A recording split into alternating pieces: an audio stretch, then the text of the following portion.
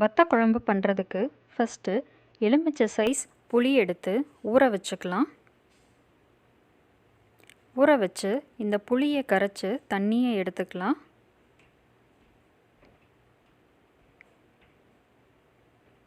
இப்போ ஒரு பெரிய சைஸ் தக்காளியை மிக்சியில் நைஸாக அரைச்சி எடுத்துக்கலாம்.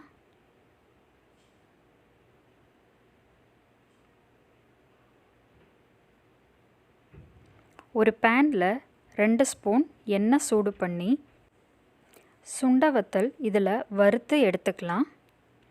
சுண்டவத்தல் வந்துட்டு நல்லா கிறிஸ்பியாக வர்ற அளவுக்கு இதை பொரிக்கணும். நீங்கள் மணத்தக்காளி வத்தல் கூட இதில் சேர்த்துக்கலாம்.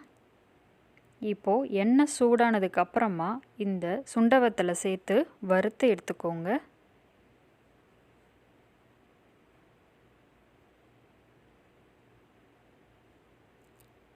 இது நல்லா பொரிஞ்சு வந்துருச்சு. இப்போ எடுத்துடலாம். பொரிஞ்சு வர்ற வரைக்கும் இதை நல்லா பொரிக்கணும்.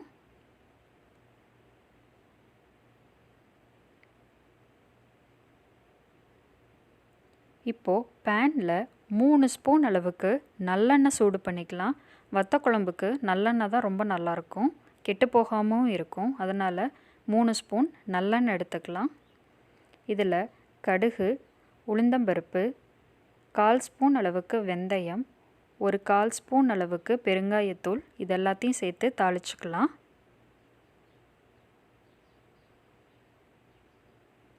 ஒரு 10 பல் அளவுக்கு பூண்டு சேர்த்துக்கலாம்.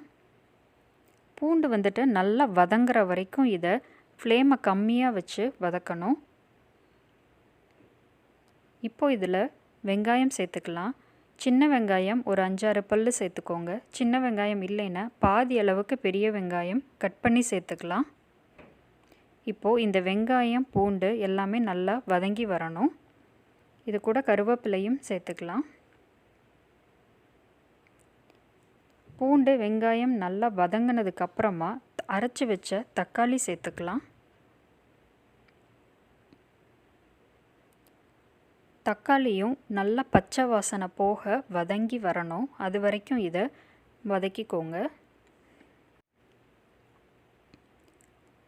தக்காளி பச்சை வாசனை போக நல்லா வதங்கி வரணும். இப்போது இதில் 1/4 ஸ்பூன் மஞ்சள் தூள், 1 ஸ்பூன் காஷ்மீர் மிளகாய் தூள், 2 ஸ்பூன் மல்லித்தூள் சேர்த்துக்கிறேன். நீங்கள் இந்த மல்லித்தூள் மிளகாய் தூளுக்கு பதிலாக 2 ஸ்பூன் சாம்பார் தூள், 1 ஸ்பூன் மல்லித்தூளும் சேர்த்துக்கலாம். இந்த மெஷர்மெண்ட்டு டிஸ்கிரிப்ஷன் பாக்ஸில் கொடுக்குறேன், பார்த்துக்கோங்க. இந்த மிளகாய்த்தூள் மல்லித்தூள் எல்லாமே வந்துட்டு பச்சை வாசனை போகிற அளவுக்கு நல்லா லோ ஃப்ளேமில் வச்சு வதக்கிக்கணும்.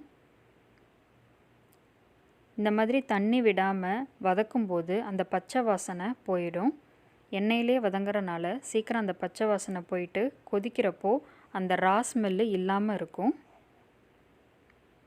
இப்போ இது நல்லா வதங்கிருச்சு.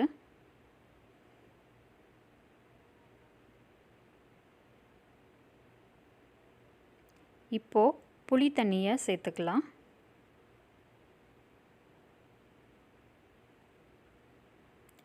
புளி தண்ணியை சேர்த்துட்டு நல்லா கலந்து விட்டுக்கோங்க. இந்த மாதிரி நல்லா கெட்டியாக இருக்கும். இதை கொதிக்கும்போது இன்னும் கெட்டியாகும். அதுக்காக நம்ம கொஞ்சம் தண்ணி சேர்த்துக்கலாம். கொஞ்சமாக தண்ணி சேர்த்துட்டு நல்லா மிக்ஸ் பண்ணிடுங்க. இப்போது இதில் தேவையான அளவு உப்பு சேர்த்துக்கலாம். சுண்ட வத்தல்லையும் உப்பு இருக்கும், அதனால் பார்த்து சேர்த்துக்கோங்க. உப்பு இருக்கிற சுண்ட வத்தலாக இருந்தால் குழம்புல பாதி அளவு உப்பு சேர்த்தா போதும். இப்போ நல்லா இதை கலந்து விட்டுட்டு மூடி வச்சு 5 நிமிஷம் இதை மீடியம் ஃப்ளேமில் கொதிக்க வைக்கலாம். இப்போது குழம்பு நல்லா கொதிச்சிருச்சு. இப்போது வறுத்து வச்ச சுண்ட வத்தலை இதில் சேர்த்துக்கோங்க. சுண்ட வத்தல் குழம்போடு சேர்ந்து நல்லா வெந்து வரணும்.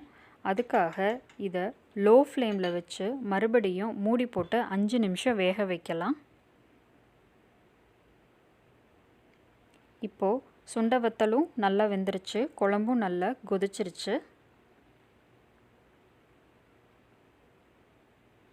இப்போது கொஞ்சம் தண்ணி மாதிரி இருக்கும், பட் ஆறுச்சுன்னா கெட்டியாயிரும். அதனால் முன்னாடியே உங்களுக்கு தேவையான அளவு தண்ணி சேர்த்து இதை கொதிக்க வச்சுருங்க.